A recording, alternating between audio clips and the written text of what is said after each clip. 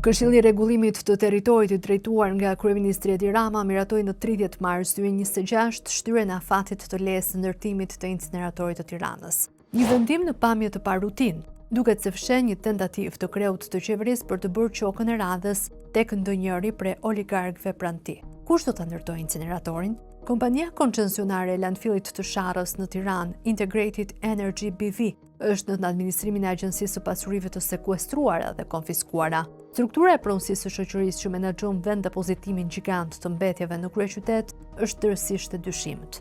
Prokuroria e posaçme, e cila ka kryer hetime për korrupsion dhe pastrim parash, ka arritur në konkluzionin se pronarët faktik të kompanisë koncesionare janë dy sipërmarrësit, tashmë në kërkim, Mirel Mërtiri dhe Kledian Zoto. Ndërsa në dokumentacionin zyrtar, pronar fundor të kompanisë me seli në zonë offshore të Hollandës janë italiani Alberto Presezi dhe vëllezërit zvicerian Max dhe Dominic Abitbol. Por këta pronar, siç tregojnë dokumentet e sqaruara në vijim, rezultojnë se janë fiktiv, ose më së paku aksioner të fjetur. Ata kanë hyrë me kusht si aksioner të kompanisë mëmë të shoqërisë koncesionare të landfillit të Sharrës, Georgenix BV. Kushti nuk është realizuar dhe atyra u ka mbetur thjesht emri në letra si pronar. Pra me shumë mundësi, pronarët në letra nuk do të kryen ndërtimin e inceneratorit që kushton rreth 100 milion euro. Atëherë pyetja e radhës është, kujt do t'ia dhurojë Edi Rama ndërtimin e inceneratorit? Një vepër që nëse do të ishte tërësisht funksionale, pritej të sillte një fitim të llogaritur në mbi 1 miliard euro. Përceruar sepse kjo pyetje është më shumë se aktuale, duhet të shtyhemi në kohë për të kuptuar strukturën e pronësisë së Integrated Energy BV, edhe përse që sipërmarrja qindra miliona euro, deri më tani e dështuar, mund të shndrohet në një mundësi të artë për klientët qeveritar. Kreu i qeverisë me sa duket po synon të aplikojë shprehjen amerikane, marrin libona i shndroi në limonata. Pas një skeme korruptive të ideuar prej tij të zbatuar nga disa prej zyrtarëve më të rëndësishëm qeveritar, tashmë kryeministri Rama po tenton të aktivizojë projektin por me emra të rinj. Këtu duhet të kërkohen arsyet e këtij vendimi në ndukje rutinor i 30 marsit 2026 për shtyrjen e afatit të lesë ndërtimit për ngritjen e inceneratorit. Në 30 gusht 2016 në qendrën kombëtare të biznesit regjistrohet kompania Integrated Energy BV. Kjo shoqëri ishte krijuar në Amsterdam të Hollandës me 3 aksioner: Integrated Technology Service në pronësi të Klodian Zotos, Energy Recuperator, një shoqëri italiane në pronësi të Ernesto Granelit dhe Paul Ward, një kompani gjithashtu italiane me administrator Walter Hausmann. Një ditë pas regjistrimit të kompanisë në Shqipëri, konkretisht në 31 gusht 2016, qeveria shqiptare nëpërmjet ministrit të mjedisit Lefter Koka nënshkruan me kompaninë Integrated Energy BV kontratën koncesionare për ndërtimin dhe operimin e landfillit dhe inceneratorit në Sharr të Tiranës. Dokumentet zyrtare tregojnë se kostoja koncesionare ishte llogaritur në 120 milion euro. Kompania private merrte përsipër që të kryente investimin me të ardhurat e saj, ndërkohë që Bashkitë e Qarkut të Tiranës detyroheshin të depozitonin mbetjet në këtë landfill kundrejt pagesës 29 euro për ton. 3 muaj pas nënshkrimit të kontratës, kompania Paul Worth, e vetmja që kishte eksperiencë në trajtimin e mbetjeve, largohet nga ortakëria me emrin Integrated Energy BV, e cila tashmë kishte ndryshuar emrin në Georgenix BV.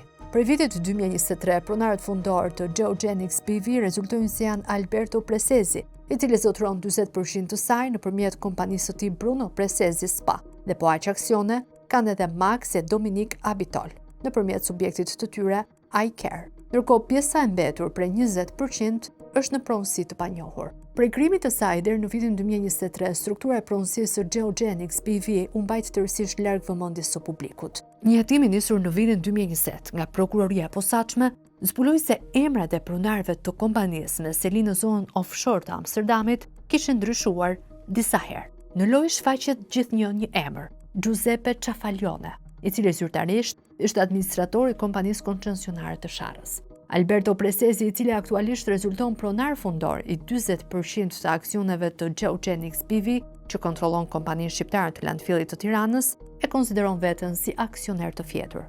Ai e ka dhënë këtë përcaktim në përgjigje të një pyetësori të dërguar me letër porosie në adresë të tij nga Spaku.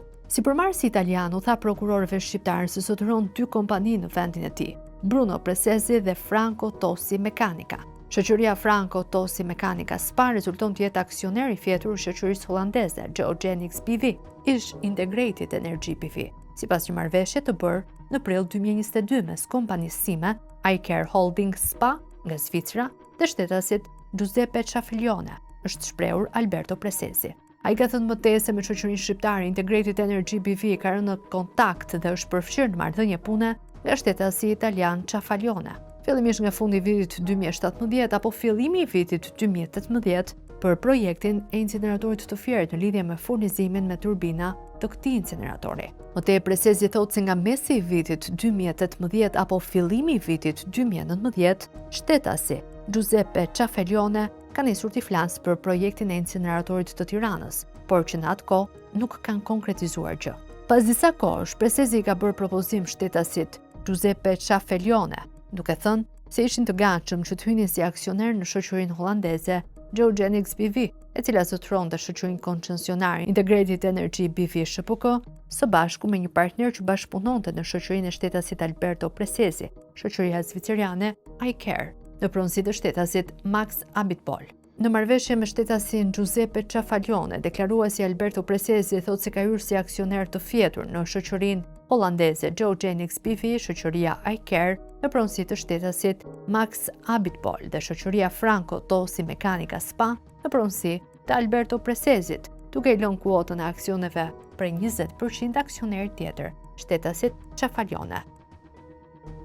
Por çfarë do thotë sleeping partner apo partneri fjetur? Alberto Presesi ka dhënë shpjegimet e tij për fshirjen e partnerit tjetër të iCare si aksioner në kompaninë holandeze Geogenix BV, e cila kontrollonte Integrated Energy BV në shoqëri, ishte me kusht. Kushti ishte që Bruno Presesi SPA dhe iCare Holding duhet të gjenin financimin për 100 milion euro që duheshin për të ndërtuar incineratorin e Tiranës. Duhet të kujtojmë që jemi në vitin 2022, ndërkohë që impjanti i djegjes së mbeturinave në Sharr, ndryshe incineratori, duhet të kishin përfunduar ndërtimin 2 vite më parë, në dhjetor 2020. Në komunikimin me prokurorit shqiptar Alberto Presesi thotë se aksionet e fjetura të tyre do të aktivizoheshin vetëm në rast se ata plotësonin kushtin, pra të gjenin 100 milion euro për inceneratorin. Deklaruesi Presesi tha më tej për grupin hetimor se nuk ka dieni se çfarë ndodh me menaxhimin dhe kontrollin financiar të shoqërisë holandeze Geogenix BV, pasi ai dhe shoqëria zviceriane iCare, me cilën bashkëpunon, nuk arritën që të sigurojnë financimin për ndërtimin e inceneratorit të Tiranës. Po ashtu ai deklaron se nuk ka përfituar asnjë të ardhur apo fitim tjetër nga shoqëria holandeze Geogenix BV. Pra, ja ku kthehemi në pikën fillestare. Pronarët në letra thonë se nuk e kishin idenë se çfarë ndodh me kompaninë, kur rezultojnë aksioner të fjetur. Pronarët faktik të konsideruar të tillë nga hetimet e prokurorisë së posaçme, biznesmenët Julian Zoto e Mirel Mërtiri janë në arrati, pasi mbitarë ndojnë 3 dënime për 3 incineratorët, ato të Elbasanit, Fierit e Tiranës. Kompania nga ana e saj është nën menaxhimin e Agjencisë së Pasurive të sekuestruara dhe konfiskuara, dhe më shumë mundësi Integrated Energy BV do të konfiskohet e të kalojë në pronësi të shtetit. Atëherë, rikthehemi tek pyetja fillestare, se kush do ta ndërtojë inceneratorin 100 milion euro, sipas lejes së ndërtimit që u zgjat në afat vetëm pak ditë më parë me firmën e kryeministrit Edi Rama. Me konfiskimin e pritshëm, kompania koncesionare Integrated Energy BV dhe të gjitha setet e saj përfshirë edhe landfillin e Sharrës kalojnë në pronësi të shtetit. Pra si rregull, pronari i ri i pritshëm që do të thotë shteti, do të duhet të kryejë investimin 100 milion euro për ndërtimin e inceneratorit. Por qeveria shqiptare në prezantimin e projektit qeveritar për mandatin e 4 të Ramës 2025-2029 paraqiti një program tërësisht të ndryshëm për menaxhimin e mbetjeve, ndërtimin e landfilleve sanitare duke zhdukur nga fjalori termin incinerim dhe incinerator. Duket qartë se qeveria nuk ka as pak ndërmend të shpenzojë ato 100 milion euro për ndërtimin e impjantit të djegjes së mbeturinave. Duket se mbetet vetëm një zgjidhje, pasi shteti të bëhet pronar i kompanisë koncesionare, rruga më e mundshme është dhënia e saj sërish me koncesion. Kujt do t'ja bëj këtë dhuratë e cila llogaritet të prodhoj fitim deri në 1 miliard euro? Kjo mbetet për të parë në muajt në vijim. Për momentin, Edi Rama ka hedhur hapin e parë, duke zgjatur afatin e lejes së ndërtimit për inceneratorin ineksistent të Tiranës.